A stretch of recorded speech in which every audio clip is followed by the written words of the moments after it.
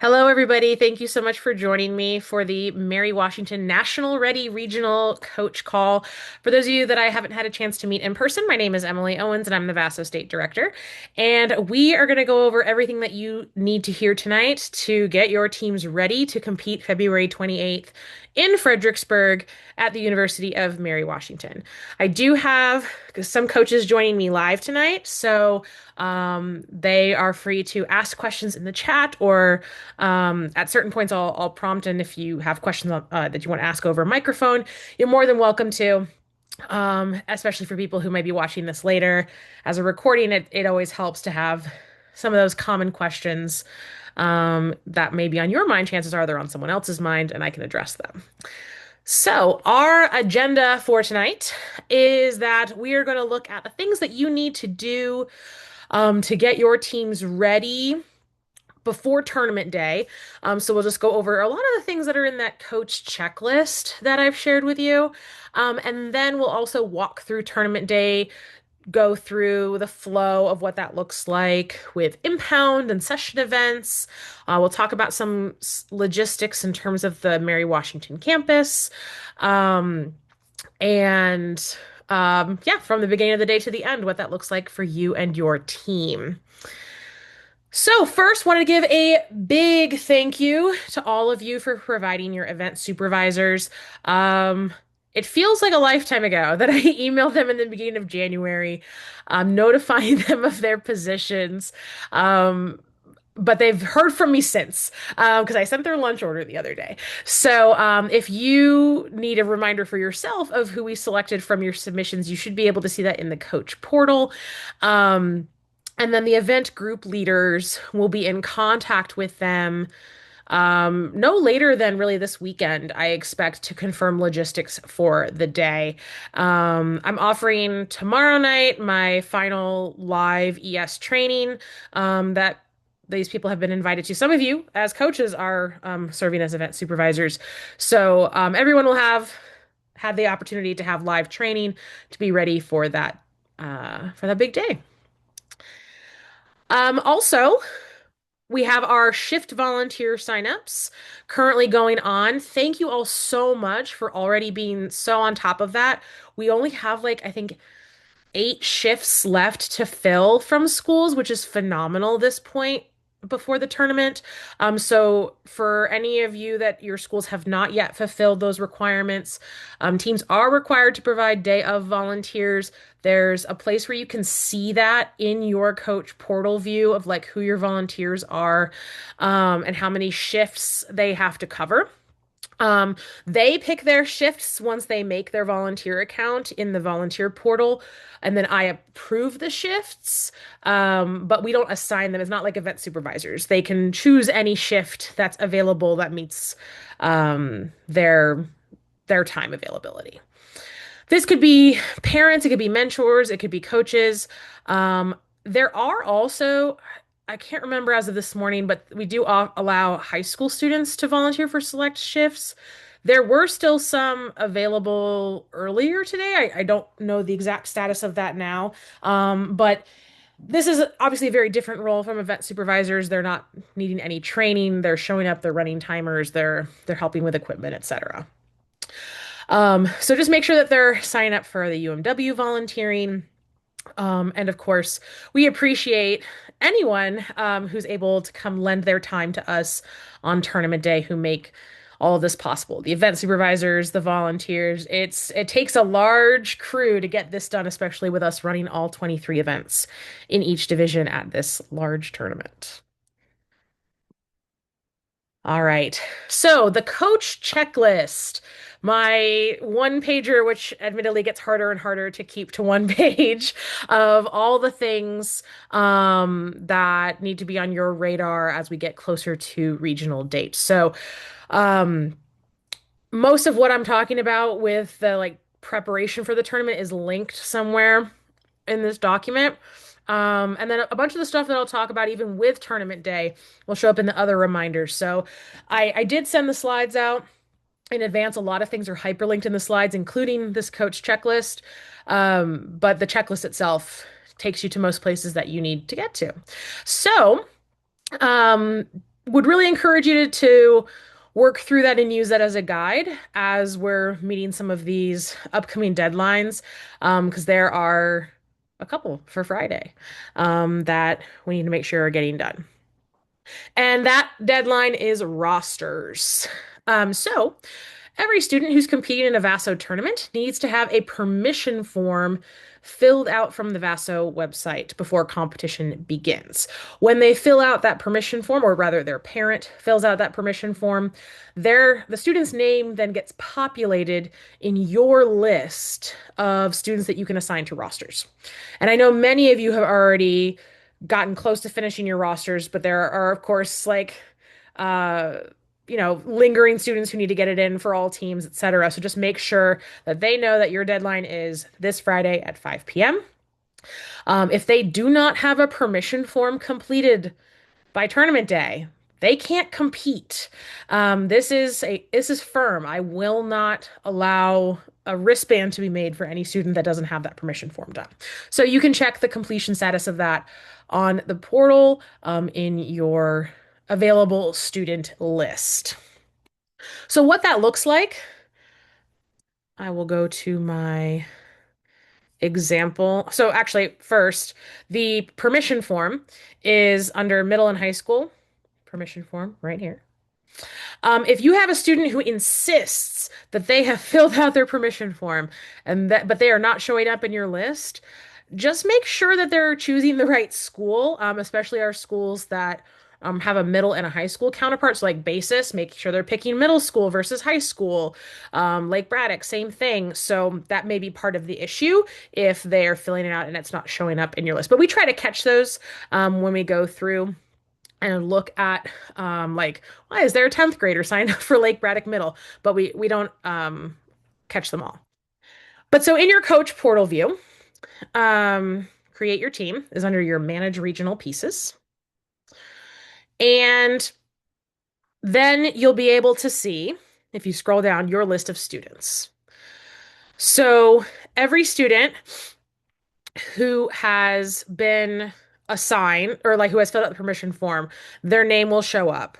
And then there's a blank for their regional team. If you click in that blank, you can assign them to a team. And if you have multiple teams, there's a drop down menu that will show up. So like if I have two teams, I would have a drop down for my Dolphins team and for my Sharks team. So you can pick the correct one. Um, and then, so even if you only have one team, you still have to go through the process of like selecting them and placing them on your roster. It'll keep track of how many you have on each team. For our C teams, there will also be a column that counts the number of seniors since you're only allowed to have a maximum of 7. If you need to remove a student from a team for any reason, you can also like click the same box and then just like select to blank it out again. So, but I would caution that before you remove a student from your roster, just be mindful of what they've contributed to the team so far in terms of build events. And I will talk more about that later on today, but there's no like way that you designate alternates at regionals. It would just be students not on a team. So if you do have extra students with permissions, that's fine. And if there are changes that need to be made on tournament day, we can, of course, facilitate that if someone's sick and you need to swap out for a different student, or if someone, you have a straggler who didn't get their permission form in time, we can take care of that. But I don't have the capacity to do that for like a whole roster of students on tournament morning. So making our effort to get it done as close to 100% as possible by that Friday 5 p.m. deadline is much appreciated, because then we start printing labels for wristbands and getting those all packed. In the coach portal, there's also a place on that same page for you to indicate whether you're coming to the regional tournament. So if it defaults to saying no. So if you wonder why it already populates and says that you're not coming to the regional, that's just because it's the default. So you can click no and change it to yes, and that's how we'll know to make a coach wristband for you. Only coaches with portal accounts and with a yes indicated will be issued wristbands on tournament day. So if you, as the head coach, have an account, but you have an assistant coach and they just haven't made a portal account, but you want them to be known as a coach that can talk to VASO personnel, that can file appeals, etc. on tournament day, they need to make their own VASO coach portal account. There's not a function for you to add them in. They need their own account that I approve, just like I approved yours. And then they can go into the system and change their status to yes, coming to the regional. So we don't allow more than three per school, and off like high school officer groups that have like student leadership portal accounts, like they don't get wristbands, so they won't be counted in that list. Okay. Other things then in the portal that you should be paying attention to. The build event sign up. It is open now. So once you have fulfilled your volunteer requirement, which again you can check in the portal, you'll be able to sign up for build events. If you don't sign up for a build event, teams can't compete in the device testing events, and there's quite a few of them at this tournament. So that sign up is available up until the morning before the tournament. So Friday at 7 a.m. is when it closes down. That just gives us time to prepare, print things out, get those packets ready, etc. When you are selecting your sessions for build events, just pay attention to student conflicts with other events. Those written test events cannot be moved, so you may want to have a copy of who's doing what events at a certain time handy while you're picking your build event times, or kind of like work out in advance which ones may work for your team. If when you go to a drop-down menu, a session is not listed as available, that means it's full. So if the list says session one and then jumps to session three, it's because session two is filled. Um, so there's only like certain amount of um teams available, like spots available for each session because of, how long a particular event takes, the capacity of our event supervisors, etc. So that's under schedule device testing in the portal. And then once you've selected, like for each team, you need to hit select, and then make like your own choices separately for each team. So like all the teams from your school don't have to test their builds at the same time. But then once you've picked them, you'll have a list for each team of what was selected. Um, so that's kind of handy to kind of check in the end to make sure you've got what you need. Okay. All right. Other things that I would encourage you to prepare for in advance. Please share your event schedule with team members and families, um, whether you're linking them to the Google Sheet that we create, or you make a copy of that Google Sheet and make it unique to your team and their team numbers, or you put student names, whatever works for your school. But please make sure that team members and families know what the expectation is from you for that day. So these are decisions that you get to make as a coach about whether you expect everyone to be there the whole time and report at the same time.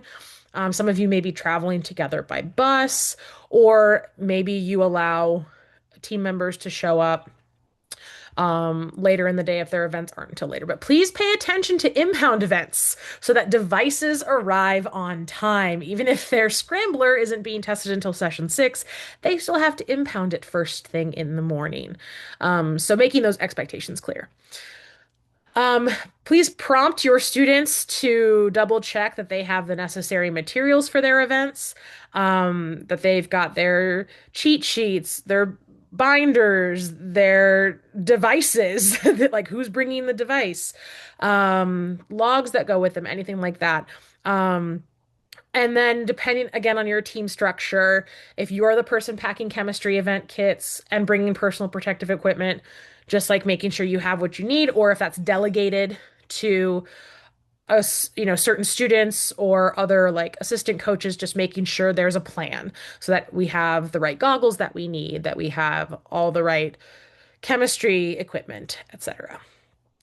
It's also a good opportunity in this like last week before tournament day to encourage your team members to review the rules for this information to make sure they fully understand what they're allowed to bring and what they're going to be doing.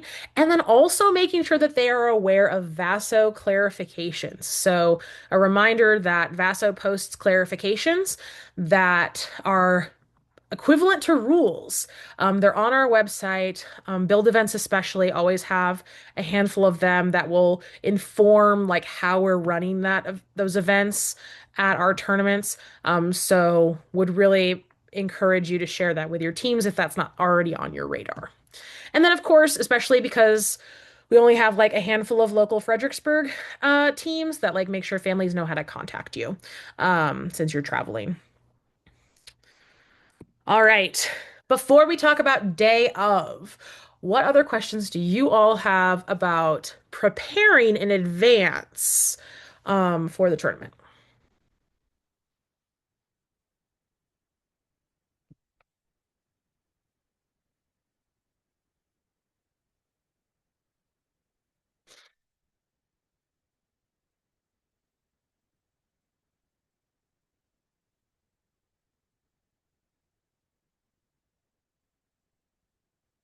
Emily, I have a question about impounding Okay. devices. And forgive me if you said it. I'm trying to take all this in.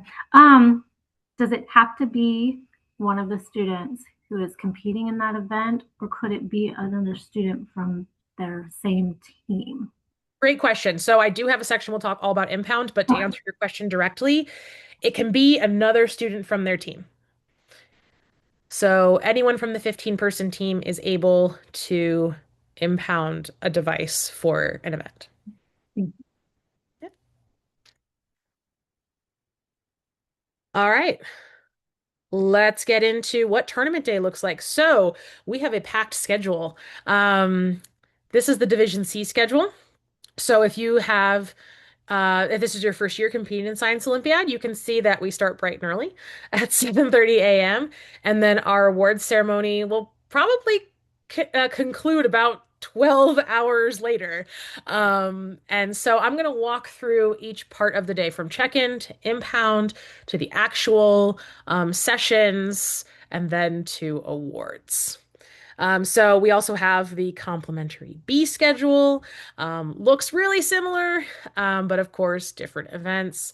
But like the time blocks are the same. So people are traveling between between rooms at the same time. All right, so doors will open to teams at 7:30, and that's when head coaches can begin to check in. So, as close to that 7:30 time as possible is really helpful just so that you can make sure that your team gets settled. Check-in will be in the Anderson Center. I will share a map with you. Um, and that's also where the home bases are located. So for those of you that have competed at the Mary Washington tournament in the past, the Anderson Center is like their basketball arena. Um, and so that is where check-in will be. It's also very close to the parking garage.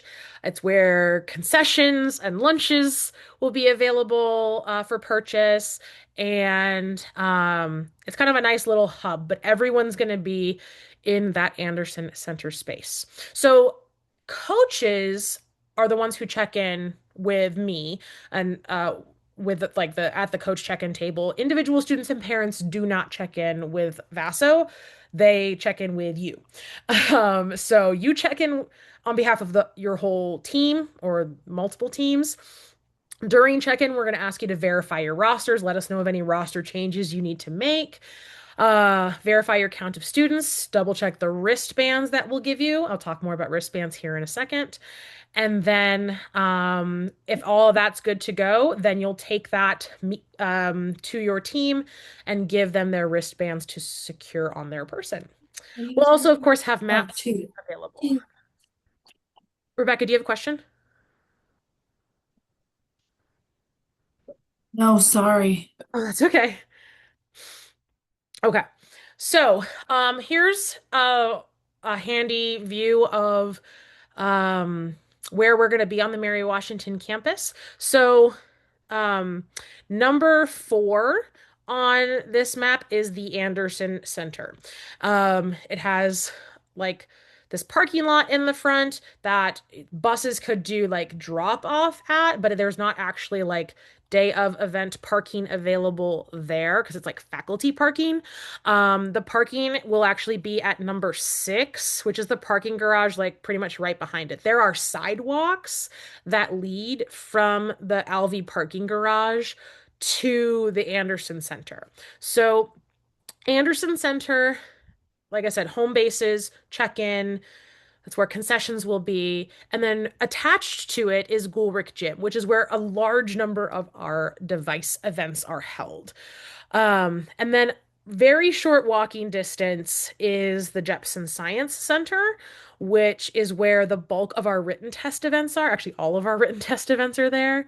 And then the same distance in the other direction is the Convergence Center, which is where Vaso headquarters will be, and it's also where Bungee Drop will take place. So it is very consolidated. They are having to walk between buildings, so that we do give a little bit extra like passing period time, so to speak. But they are not far apart from each other. You can walk from the Anderson Center to Jepson comfortably in like a literal minute. So there's a document that is linked in the slides. I will also email it out. It's the same as last year, just about parking details. But Alvey parking garage is very accessible. There's also like a an open lot like further down that you can't see on this map. Um, but very convenient. We haven't had any problems with it in the past. So, like I said, you check in, and it is very important that the head coach is there and doing check-in. Like, I will not give the packets with wristbands to someone who's not listed as a coach because the expectation is that there is a school-approved representative there the duration of the tournament, and we assume that's the head coach since they're the one the principal signed off on unless we are told otherwise and told of a designated replacement approved by the principal in advance. So please make sure that you are if you're traveling separately from your team, please make sure you're planning to be there early enough for check-in so that students can get their wristbands and get settled for the day and that you plan to be there the duration of the tournament. In terms of wristbands, if you have multiple teams, you'll see multiple colors in your packet. So every team that you have will be on a different color wristband to make it really like visually clear that they're different teams. There will also be purple wristbands in there for coaches that have your name and your school and the team numbers. But so the wristbands are printed with student first and last names. It's very important that we pay attention to that when you're handing out wristbands, that the correct student is getting the correct wristband and then securing it on their wrist. So we don't want it to be like so tight that it's uncomfortable, but they shouldn't be able to like slip off. So this is going to be like their ticket to essentially get into a testing room. Our event supervisors are trained to look for wristbands, to check that they are for the correct team at the correct time, and to not let students in if they don't have a wristband. We do have a full wristband policy. Um, and the main things I want to highlight here are one, the reason why we care so much about wristbands is because it helps us ensure that the teams are held to the correct number of participants, that no one's competing with more than 15, no one's competing with more than 7 seniors. It just helps us make sure it's fair in that regard. And so if a wristband is damaged, or defective, please come find me. And then we can easily replace it. They have to bring the damaged wristband so we can swap out so they can have that a correct working wristband secured on their wrist. If a wristband is entirely lost, that's going to eat up a little bit of your time because I'm going to have some questions. The student and the team coach both have to come to Vaso headquarters and find me. So if I'm not in headquarters already, then I have to get there. Then I have to talk with you about what happened. How did we lose a wristband? And then it's at my discretion to replace it if I think that it was truly lost and not given to a 16th team member. And they don't get to make up any competition time. So, really, really important that we see the students put their wristbands on.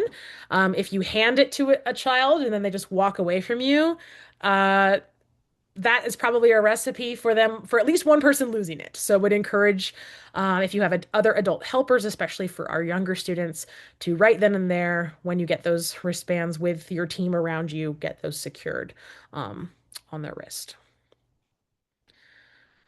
All right, so you got your check-in packet, you've got your wristbands, you're in the Anderson Center. Every team is using the Anderson Center as a home base. And again, it's a very short walk from Jepson, so it is convenient.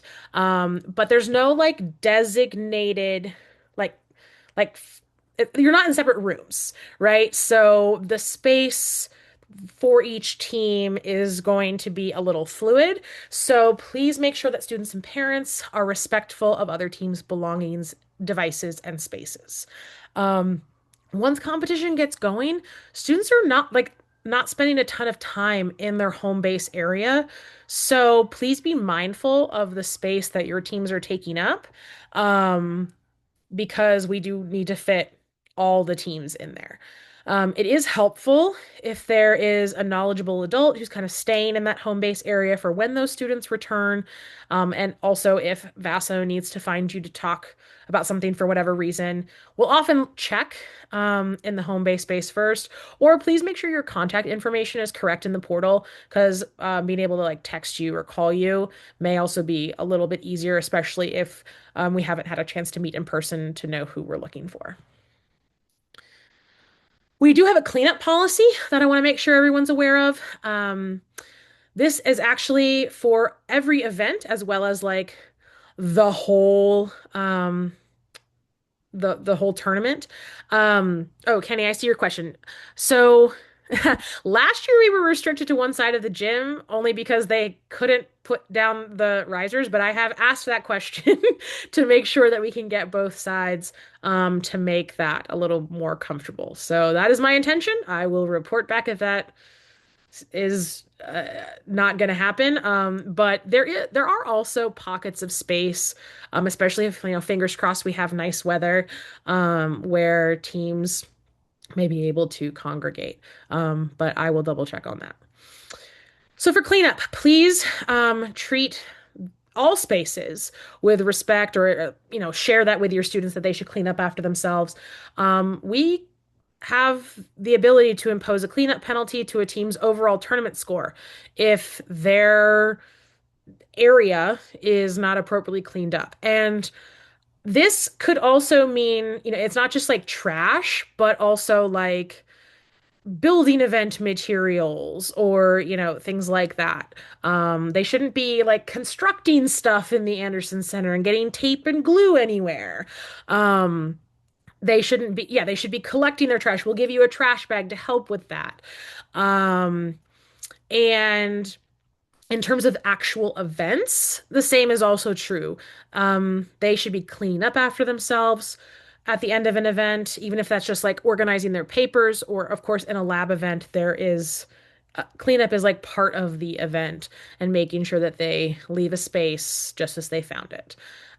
So again, they can be penalized for that. We hope we avoid that. But if you can give that reminder, that would be helpful.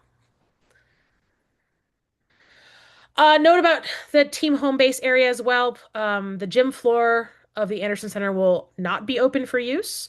So team members will be in the stands. It also then means that, like, even though it is a very open space, we ask that people aren't like running around in it. It really is a space to sit and study and wait out session times. So please be, encourage your students to be respectful of others around them. Assuming that we have both sides of the Anderson Center correctly like down for everyone to sit in, one side has bleachers and the other side has chairs with backs. So the bleacher side, like if you have travel stadium seats, would encourage you or any adults to bring them just for your own comfort. All right, let's talk impound because that's the next thing that happens in the day. So you checked in, your team's got all their wristbands on in their home base, and then it's 8 o'clock before you know it, and impound begins. So impound applies to these events. In Division B, that's hovercraft, machines, Mission Possible, and Scrambler. In Division C, that's bungee drop, electric vehicle, hovercraft, machines, and robot tour. And no, that's not a typo. Machines is on here, even though the national rules do not make it an impound event. We made it an impound event in Virginia. It is a VASO clarification. So the written test is separated from the device portion of that hybrid event, and it is an impound for the device. During impound, members of the team submit their devices and anything else that's required to be impounded to be held by supervisors until their device testing block. The reason why we do this is to keep things fair, right? There might be relevant information that isn't released, such as a distance or a target time or things like that. Um, that like we want everyone to be on a level playing field. Teams that are competing later shouldn't have the advantage of being able to practice or calibrate their device just because they're going later. So that's why impound is so important. And that also means that failing to impound during that 50-minute window from 8 to 8:50, if teams don't impound, there are significant penalties that are incurred on their event scores. So please make sure your team members are aware of that time block for when they have to submit those devices. And students should read the rules to know everything that must be impounded with their devices. Like, Mission Possible, they have to impound literally everything that they will use with their device, except for their goggles. They can bring those with them. But they should bring a writing utensil to impound, because we do have them fill out something with their names and their team number. Okay, we do have an FAQ posted about impound, so especially for families new to Science Olympiad, they may find this useful. It's available on the resources page of our website.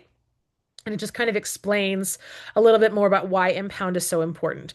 To speak to Natalie's question earlier, just as a reminder, devices can be impounded by any member of the 15-person team. However, parents and coaches cannot impound devices. They have to be impounded by students. Okay. Impound is not a time where we're going to be like checking compliance of a device. It's just turning the device in. Most construction checks or compliance checks happen during your event time. Okay. So again, that is posted. Um, and yes, they can impound without a wristband. We know that timeline is tight. So just as long as they're members of the team.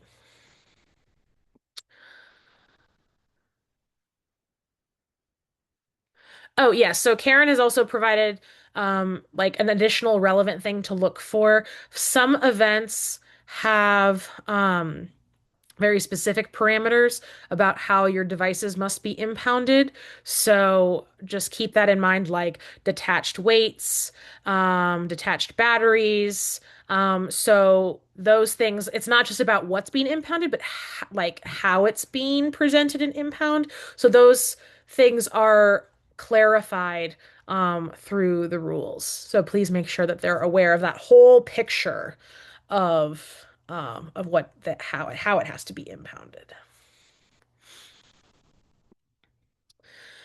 So, is there a particular good location to drop off the device with students? Um, let me go back to the map. Here we go. So actually I do think the parking garage is convenient for most of them. Because Gulrick Gym is where helicopters happening and hovercraft and electric vehicle and scrambler and robot tour. Um, But my guess is you're not talking about those. My guess is you're talking about Mission Possible, maybe Scrambler. Mission Possible and Boom are in Jepson Science Center. And so there is like a little street. Um, so like Jepson Science Center is number 9. You can see there is like an open like little path like street that you can get to. There's not really any parking there. The P there is like faculty spots and a couple handicap accessible spots. But if it's like a quick drop off, just to, like unload, that would work. And then just go and park in the parking garage.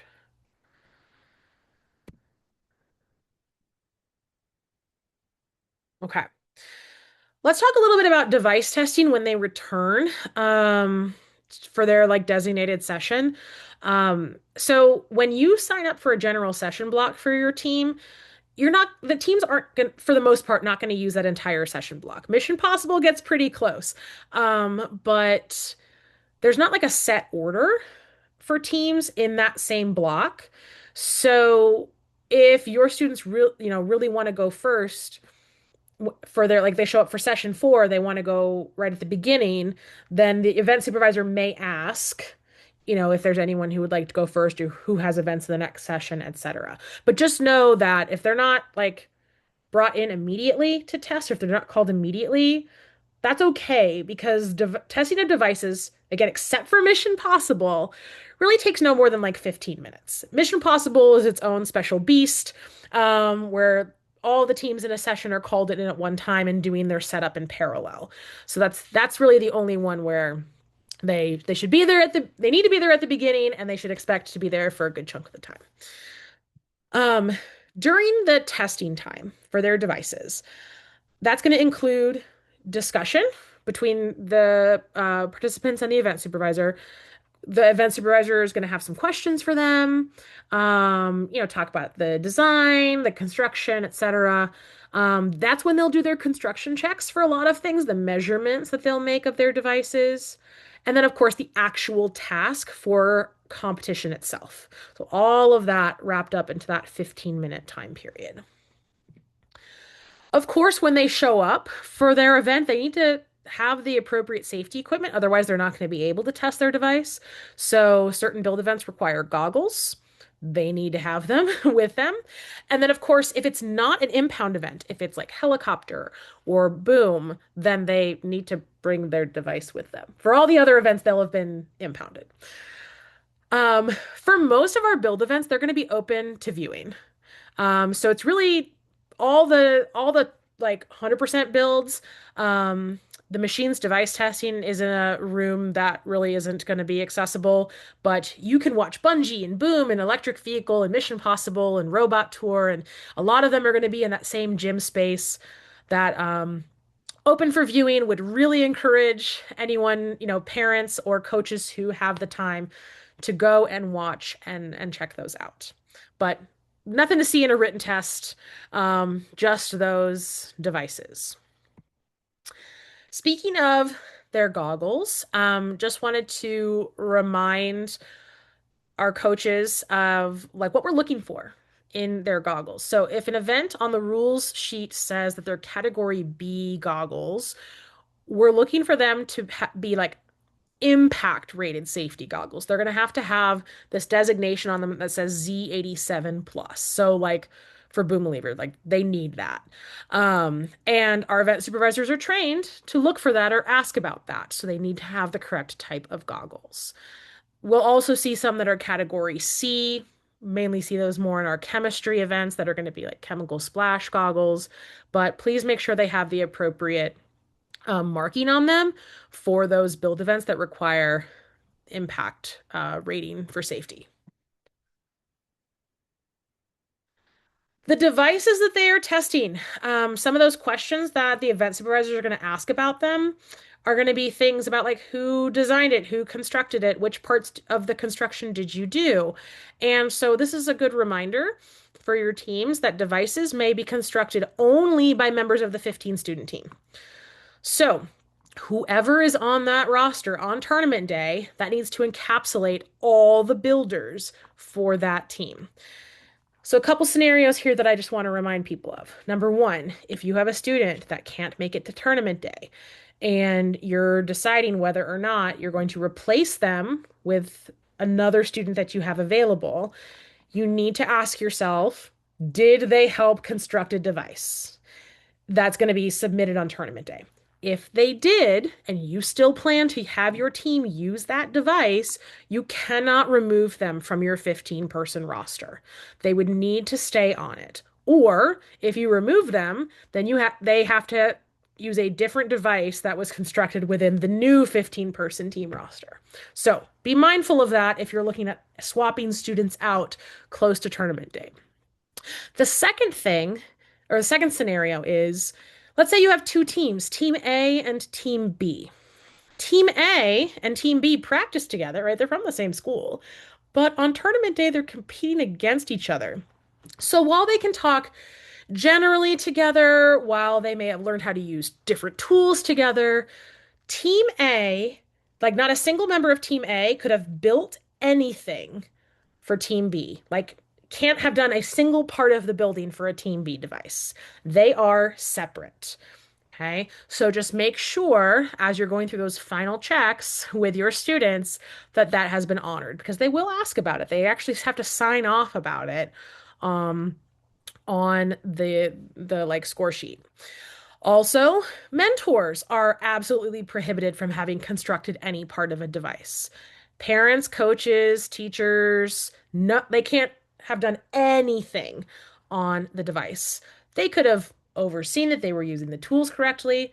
They could have trained them how to use the tools, but they can't have done any of the actual tool usage to create the device that's being presented on tournament day. Okay. Also, a reminder that they're not necessarily going to have the ability to like make significant construction changes during tournament day. Like they should not be bringing power tools and expecting to use them.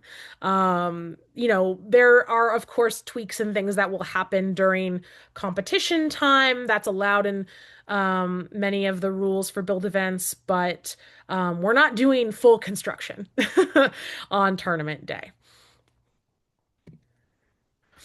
Also, then during the like device testing sessions, again, some of those questions about design and construction, as they're being discussed between the event supervisor and the participants, the event supervisor needs to feel confident that the builder of the device, at least one of the like primary people who built it, is there representing the device, and knows how to operate it and knows how to answer questions about it.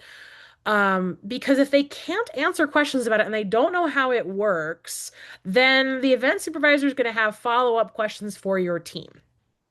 They may want to talk to other students on the team to understand who built it.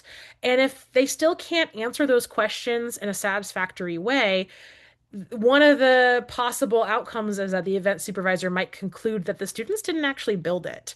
And of course, that can lead to significant penalties or even disqualification. So, please make sure that the students testing the devices were contributing to the building of the device, and know how to operate it, can answer design questions, etc. Should be their own work. And I mean, they're going to be proud to present it, right? They want to present it. So this is their chance to do that. Some other reminders about the lines of parental involvement. We have a whole parent participation policy. Actually, I have a whole video about what parents and mentors can do. But I already went over the fact that they can't construct anything on a competition device. And this comes up, unfortunately, most years, especially for our younger students, that there's the concern that's like, well, this thing they had to do to build it, like they couldn't do safely, so I did it for them. That's not an acceptable response. If they can't do it safely, they have to find another way to do it. And so that's where some of our questions lead. So hopefully, with your guidance, your students have confidently built their own devices.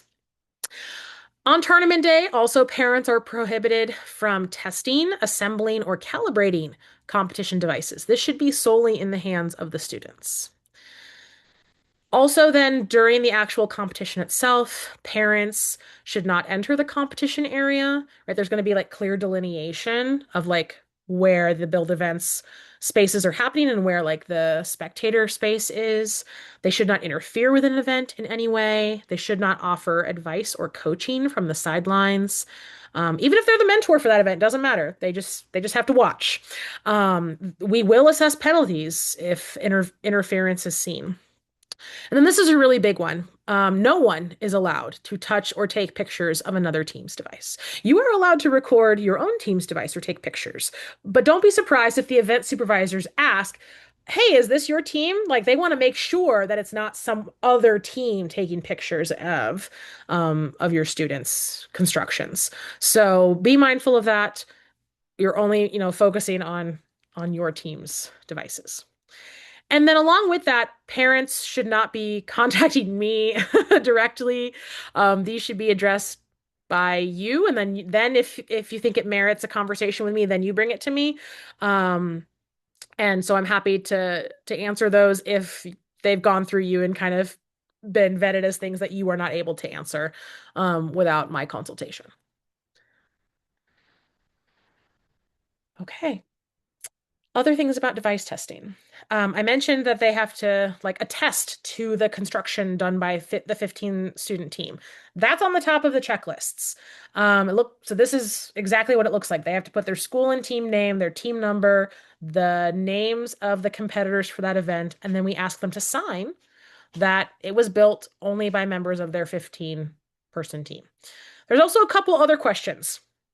It asks if they used a kit. That's not like a bad thing if they did, but it's going to prompt our event supervisors to ask some follow-up questions to make sure they understand if the kits were used within the parameters of our construction policy.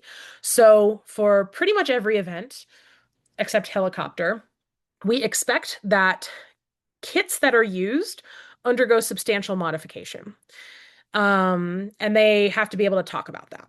So this is outlined really well in our constructed devices policy. And if you have more questions about what that modification means, would encourage you to read that or to share it with your students. But we just want them to be able to tell us how they changed it to suit the needs of their event. It also asks if they used a 3D printer, laser cutter, CNC mill, etc. Again, those things are allowed. It just helps our event supervisors know what to ask about. Who made the CAD file, who printed it, etc. And then, of course, build events often have clarifications posted from VASO, so please make sure that they are familiar with those or know where to find them on our website. You can actually find them by event. There's also a way that you can access them like as an entire page. So I'll show you what that looks like. So under middle and high school, there is an entire tab for clarifications. So you could just look at all of them at once if you'd like, or they can like select by event. The other way is they can go to the events tab, pick their respective event. So I'm going to pick Scrambler. And then you'll see that it has like a nice little summary at the top of like a reminder that it's an impound event. It needs goggles. They're the type B kind. And then it has our clarifications listed. And so again, VASO clarifications are as treated like rules. So they are just as valid as what's in the national rule book. And we only go based off of the clarifications that we post on our site. So like a big one for Scrambler. Teams, even if they're from the same school, may not share any impounded resources at VASO tournaments for the Scrambler event, including launchers, falling masses, spare parts, papers, and alignment devices. So every team in Scrambler has to have their own separate materials. This page is also where you can find a handy resource that says VASO event checklists and score sheets. If you click that, it takes you to a Google Doc that actually has all the checklists that we use with our event supervisors. So same idea with Scrambler. I can click and find this is the sheet that I literally go here to print out the checklist for our event supervisors. So in the final week and a half before competition, your students could print this out and kind of go through their own construction check and like the process of like what it's going to look like for their competition, making sure they understand each of the things that they're going to be evaluated on. For me, this is easier to digest than seeing it just in the rule book in terms of like how all of these things are going to be answered. And it's written to account for all of the Vaso clarifications. So they are Vaso branded. So great tool for our teams to use as they're preparing. A big reminder, because I know many of the teams competing at this tournament have gone to one or more invitationals this season already. Just because a device passed an invitational in terms of construction check, in terms of any number of things, doesn't mean that it would be automatically deemed compliant for regionals. Our judging is more strict at regionals. The judges themselves are likely different. We take the time and energy to train our judges well. So instead of just assuming that if it passed once, it'll pass again, really, really encourage your students to prepare using those checklists, going through and checking for themselves. Once they've done the full testing of their devices, students can take them back to their home base. Though honestly, in the Anderson Center, it's probably easier to just take them to a car or to a bus. Unless they plan to file an appeal related to like what transpired during the device testing, in which case they should leave them with the supervisors. So let's talk about appeals. Appeals can be initiated by coaches that are designated with those Vaso Coach Portal accounts who are going to have a purple wristband, or on occasion by supervisors whenever there's a question about or an uncertainty around a particular ruling. Um, and so it's important to note that parents, mentors, and competitors do not initiate appeals. They can tell you what transpired during a device testing session or event session if you weren't there, and but like they have to go through you. And part of that is because it's going to make sure that you're asking the appropriate questions to guide them to see if it's an appealable event, like instance, but also like the literal function that it's like it's in your coach portal account to file it. So there's a button to click tournament day appeals. Um, and then it'll ask you in there to like confirm your contact information because that's how we'll let you know, like as we're updating the status of your appeal, what's going on. You'll actually get an email if there's an update. We also often will come find you to talk about things, but for some appeals, it may not need that.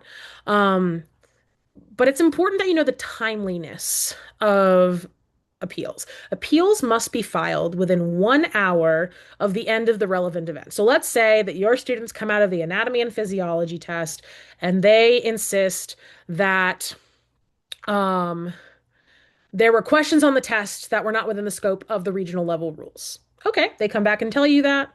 You're going to look at the rules with them. There's a like bunch of questions you're going to answer in the thing. It needs to be done within the next hour. Um, And so the same for device testing. So one of the ways in which we look at this in our portal is we can see, all right, your team was signed up for robot tour in session 3, and so your appeal needs to have been filed no later than the end of session 4.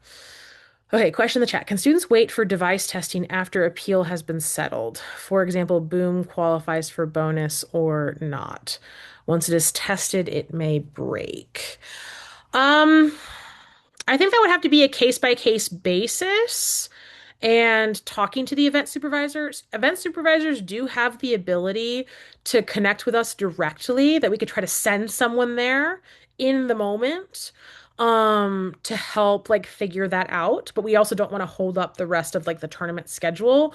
So they may then have another group go before them or something like that. But we can help talk the event supervisors through that if that like I feel like that's a very specific example in which that would be um a question, right? Boom is one of the only events we expect that they're likely destroying the device they built. Correct. Yes. So the question was about like the regional level. So yes, it is regional level tests. We call it national ready because we're running all of the events. But yes, they are regional level tests. If they've been preparing for national level tests, that's awesome. And they'll be ready for, state and hopefully they've done well in some invitationals too. Okay. So more about appeals. Um,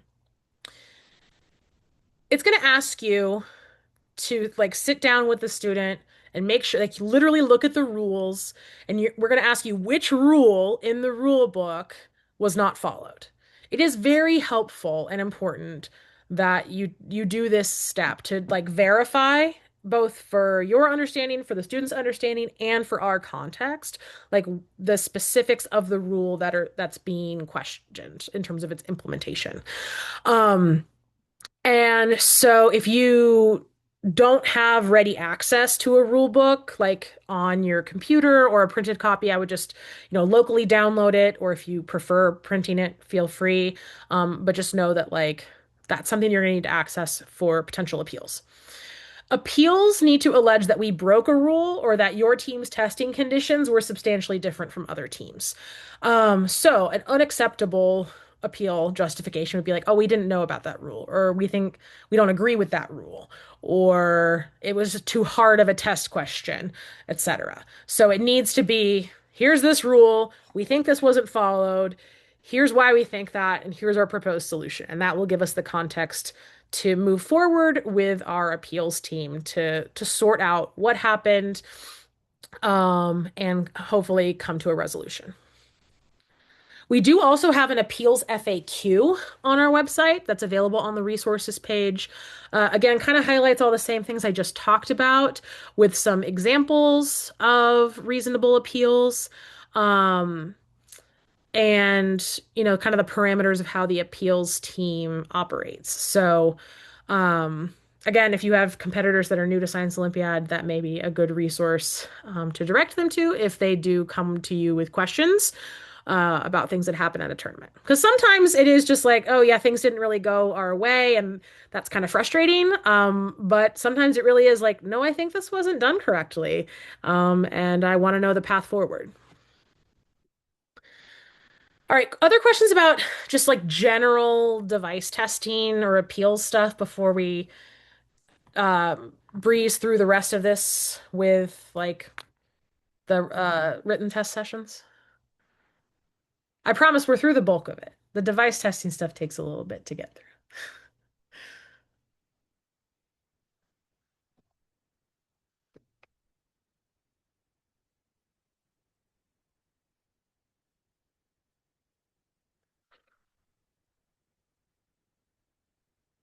Okay. So the rest of the events are set up in set sessions based on team number. So when you're reading your schedule, you should know your team numbers. They're posted in the portal.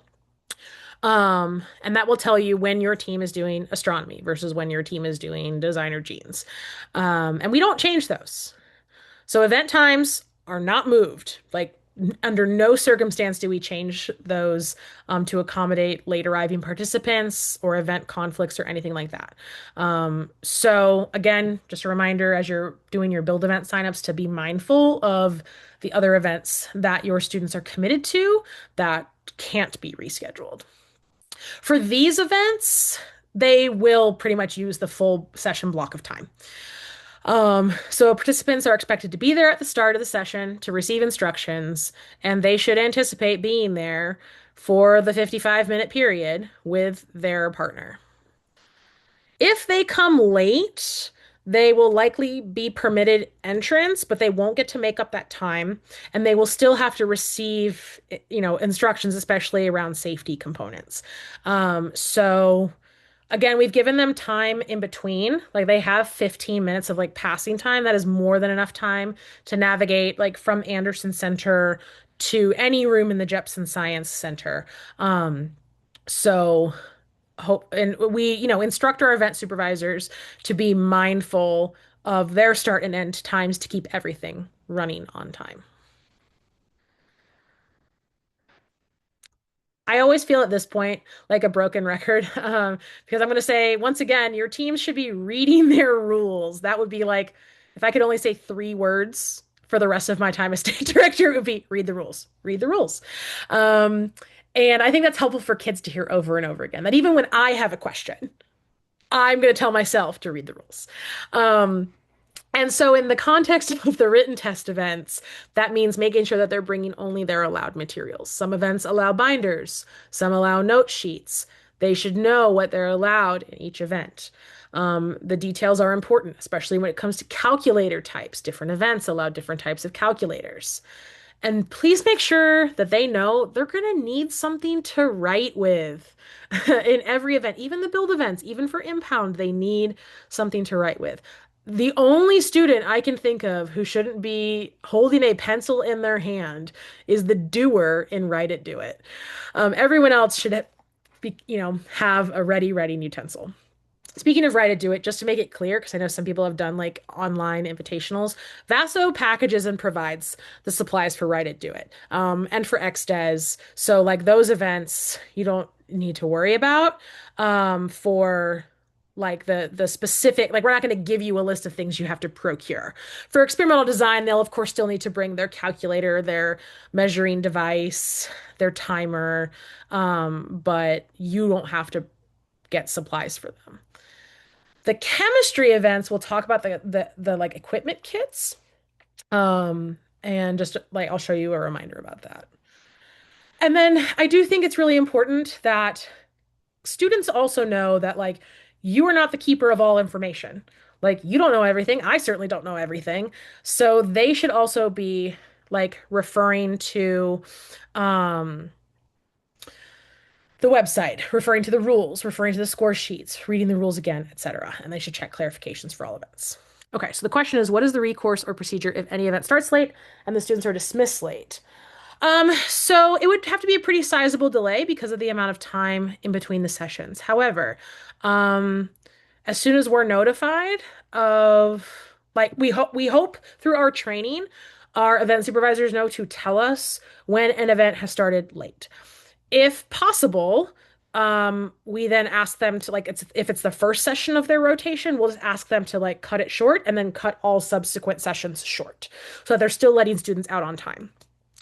If for some reason it's session 2 that starts late and they already gave the full time in session 1, then we'll try to figure out like what the next event is. They're all in the same building for the written test, so as long as it's not like 15 minutes late, which I don't I don't think that would happen, then they should be okay to go from one event to the next. So I guess this brings up a good point that students are permitted to carry with them materials for multiple events.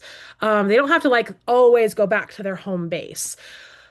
They might, they'll just be directed by the event supervisor to leave anything not for this event like up in the front of the room. So that is an option to them, especially if they're concerned about getting there and back and like trading out materials.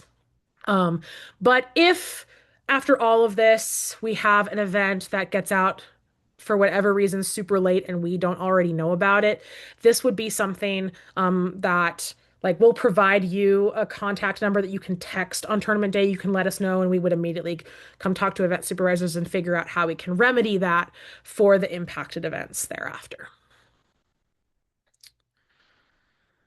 Okay, I mentioned calculators as being something to pay attention to in the rule book, so just wanted to remind you that there is a calculator class description guide. So when it says in an event that they're allowed to have a class 2 calculator, what the heck does that mean? This has some nice visual aids that a class 2 means it's a non-graphing calculator that has scientific functions on it.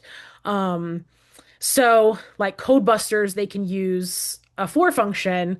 Some events they're allowed a graphing calculator, but it does vary by event, so they need to be aware of that. But I want to make it clear that they're never allowed to use their phone as a calculator, or their smartwatch. So they should plan accordingly for the calculators that are allowed for their events. They can always go down a class. So if all they have is a 4 function calculator, they can use that for any calculator event. They just might be at a disadvantage. Um, with some of the functions. All right, chem events. So I said we were going to talk about chem equipment. To me, that falls into two categories: the safety equipment that they are required to have, and then the like glassware equipment that they are recommended to have.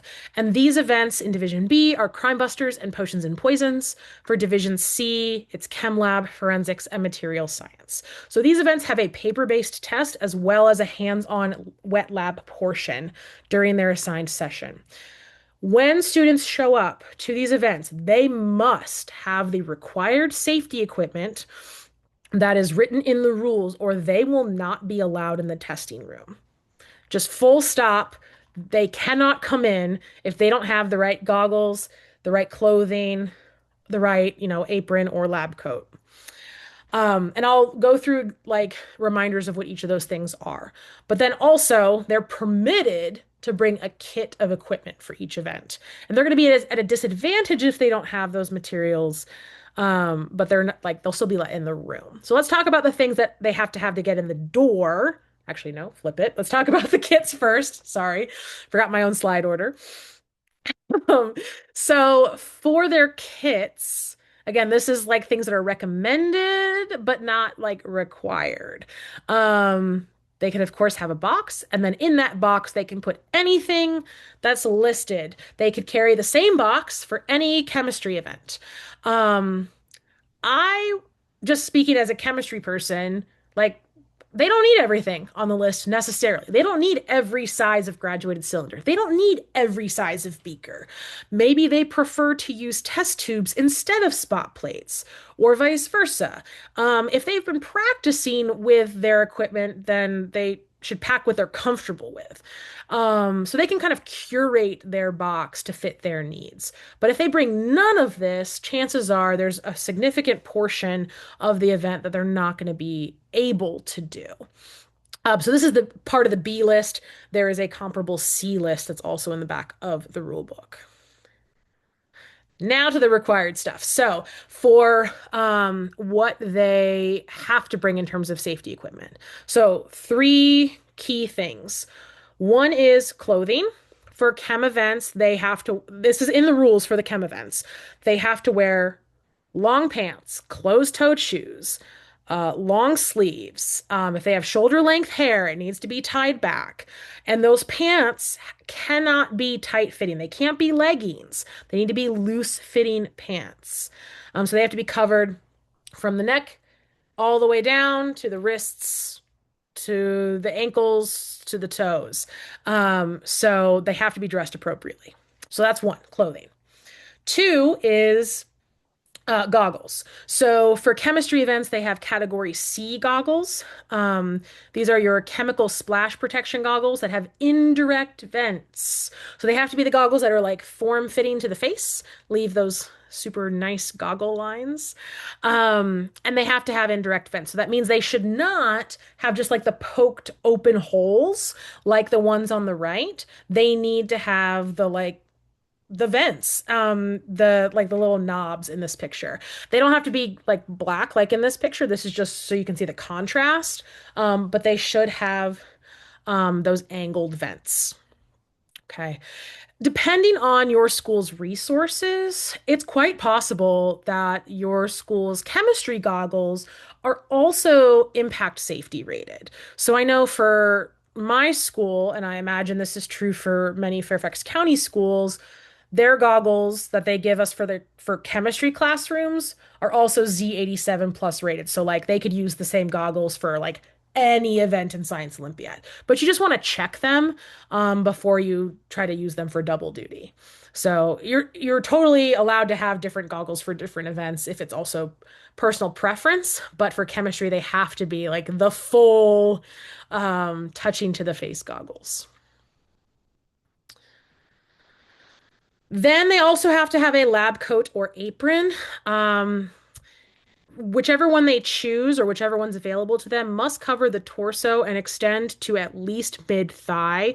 In this picture here, it's obviously going below their knee, which is even better. However, they're not wearing long sleeves, so they would not be allowed in my forensics lab. Um, So they just need to make sure that whether they use a lab coat or an apron, that it's covering their torso. That's not cutting them off like at the waist or like hip. It needs to go further than that. So many schools will have aprons, or, lab coats depending on their programs. So just make sure that those are thrown in the kits so that they bring them along.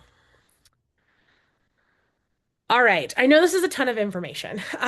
So I've sent you the slides. I'll send this recording, and I'm also available, of course, to answer any questions before the tournament itself. But just to kind of like recap your role on tournament day, the beginning of the tournament, you're doing check-in, you're helping get wristbands sorted, you're checking rosters. During the tournament, hopefully you're, available to teams and families for questions, to file appeals if needed. And then I hope you get to watch your team compete. And then after the tournament, you've got team cleanup and the award ceremony, and I'll talk more about the parameters of that. But through all of this, you are the team connection to Vaso. I will share with you a couple days before the tournament the contact info for how you can connect with us on the day via text message if the need arises. Will there be an information sheet with maps that can be given to parents? So I do have some links to parking instructions and maps that are embedded in this presentation that you're welcome to distribute to your team members. There's also some posted actually in the coach portal on like the tournament info page. So you can kind of curate what information you want to pass on or need to pass on to your families. One of those things might be lunch details. So in the middle of the day, 11:35 is our lunch break. So I did want to remind you of the concessions and lunch plan for UMW. UMW Dining Services will be running a concession stand in the Anderson Center starting at 8 a.m. until 2:30 p.m. So they'll have some like breakfasty kind of options in the morning, and then things like nachos and hot dogs and hamburgers later in the day. So they will at the concession stand um, have hot lunch pre-orders that people can like prepay on the day of the tournament. So they can like go up to the concession stand window starting at 8 a.m. and reserve um, a hamburger lunch or a hot dog lunch or pizza lunch. But there's also, excuse me, an option for bagged lunches that's available now that you could order in advance of the tournament. The bag lunches are things like sandwiches, salads, wraps. I think they all have like cookie, like a brownie or something, and chips and a drink with them. Um, all of this information about the concessions and lunch options are I shared it in an email with you all, but I also had like a one pager that was linked in the coach checklist. So you can even just like send that full document to your families because the lunch pre-orders are not restricted by team. Like an individual, like parent could opt to like pre-order a lunch if they wanted to. We just ask them to like keep their receipt for pickup. Um, so however you want to do that, whether you're facilitating it for your whole team or just sharing the information with families, they have a good variety of options that will be available right by those home bases during tournament day. And then at the end of our day, we will, after you have cleared out of home base spaces, you'll make your way. Oh, that's the wrong schedule. This is Virginia Tech. I got almost everything changed over from my last coach call. But the award ceremony will be 6:30 in Dodd Auditorium on Mary Washington's campus. Um, and we will have both B and C together in that space. And so, just to give you some reminders about what will be announced at the award ceremony, um, we have a full set of teams competing, 13 schools in each division. In Division B, we will be announcing 9 medals and 5 trophies. In C, it's 10 medals and 6 trophies. The distinction here is based on the number of automatic bids. So the top 5 placing schools from last year's state tournament were invited to come to this tournament and compete. And if they did accept that invitation, they're given an automatic bid to state. They don't take away from the percentage of other available spots, but all five in Division C accepted the bid to Mary Washington. So that's why we have an additional trophy, and it also contributed to the medal count. Four of the five in B will be there, and so that's the difference in those numbers. So for state bids, we have four teams already in Division B that are automatically going to state. We have four other spots that are available to be filled based on the results of the competition. And then in Division C, we have those five automatic bids, and we'll have three additional bids to offer to top placing teams at this tournament. A reminder that schools qualify for the state tournament as a whole. So it's your top placing team if you have multiple teams from a school. It's not like super scored, it's not individual students. You know, it's team based. And then if your school does qualify to send a team to state, you don't have to send the students, the exact same students that were on the qualifying team. You have choices as a coach about who from your school gets is going to the state tournament. So that could be a combination um, from your teams. Maybe you bring someone new in. I don't know. You have choices there. The only exception to the individual event opportunity is gold bids. So I just wanted to remind you of what that opportunity looks like. Gold bids are unique to when a school does not qualify for the state tournament, but they did have a pair of their students competing in an event win first place in a regional event. We invite those specific students who won gold to the state tournament to compete in that event as an exhibition team. So it has to be for schools that didn't qualify overall, but they did have at least, a first place event. So we've had a number of them already offered this year from our other regionals. And so we do have it's written up in our state qualifying policy, our example for that. So if you want to read more about that, I do have this example, but it's also outlined in other places on our website. All right. And then after I hand out a lot of medals, 19 or almost 10 in each event, um, then we'll have the full results posted on Duosmium after the tournament. And then those teams that qualify for state, I'll send additional information after the tournament about next steps, or same thing for gold bids. But everyone will get a full picture of the full placings for their team. Whew, okay. A lot of information. What other questions we got before we wrap things up this evening?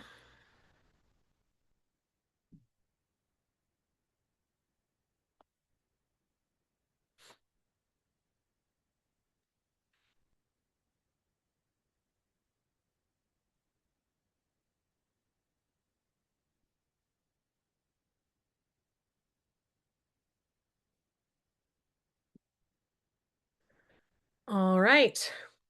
Oh, how will ties be resolved in overall team score? So this is actually um, a formal policy. So let's say we have two teams that tie for fifth place overall. The tiebreaker is actually the number of first place events. Um, that's how it's decided. Hi, Emily. This is Lily Molina from Basis. How are you? Hey, good. How are you doing? Good, good. We are really excited, but I have a question that I still don't understand. So, Okay. in the states last year, Mhm. Basis was in eighth place, but three of the positions above us were taken by TJ teams. So, does that mean that Basis qualifies automatically for states, or no, it does not? No. But not. So these were the results for Oh, this was the the National Ready oh, region. yeah, yeah, yeah, yeah. So the state, I can list the schools that have automatic bids. It's so Woodson, Langley, TJ, Lake Braddock, and Fairfax. Okay, okay, gotcha. All right. That answers it. And then in Division B, it's Cooper, Basis Independent, Yes. um, Rachel Carson, and who am I missing? Kilmer. Kilmer. Thank you. Yes. Kilmer. Yes. Okay. All right. Thank you. Yeah. All right. Thanks so much, guys, for joining us. I'll stick around for just a few minutes if there are any questions after I end this recording, but looking forward to seeing you February 28th in Fredericksburg at Mary Washington. Thank you so much.